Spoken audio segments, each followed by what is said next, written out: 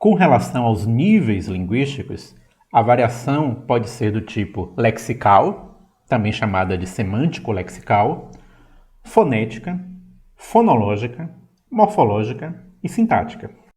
O quarto tipo de variação linguística com relação aos níveis de análise é a variação morfológica.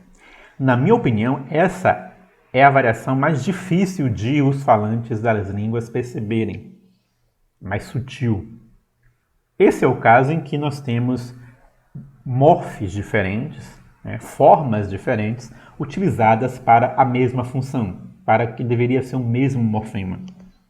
Por exemplo, para o conceito de pretérito perfeito, nós temos a forma vá, como em cantava, dançava e andava, mas nós temos a forma ia, para bebia, comia e fugia. Então, vá e ia, ambos realizam a função de morfema de pretérito imperfeito. Eles são os dois alomorfes desse morfema.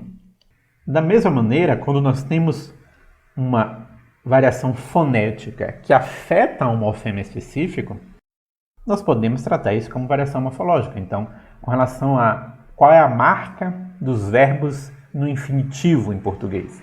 A marca, a princípio, deveria ser o R final.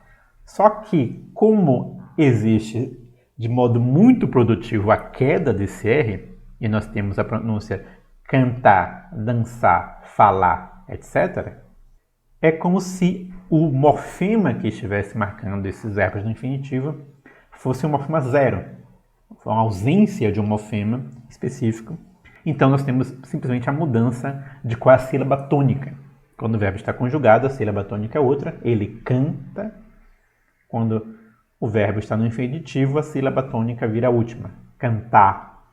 Outros casos de variação morfológica acontecem em sufixos derivacionais. Às vezes, mais de um morfema derivacional pode ser usado para produzir o mesmo tipo de função.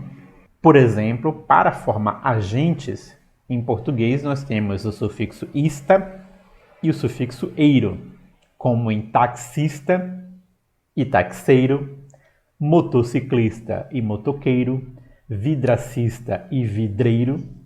Nessa semana eu ouvi os casos guitarrista e guitarreiro.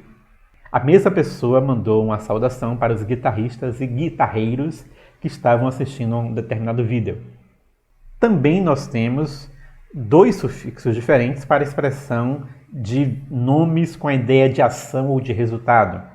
Então nós temos o são e o mento como em recepção e recebimento, que indicam ações, ação de receber, salvação e salvamento, que indicam a ação de salvar, e nós temos essa alternância entre dois elementos.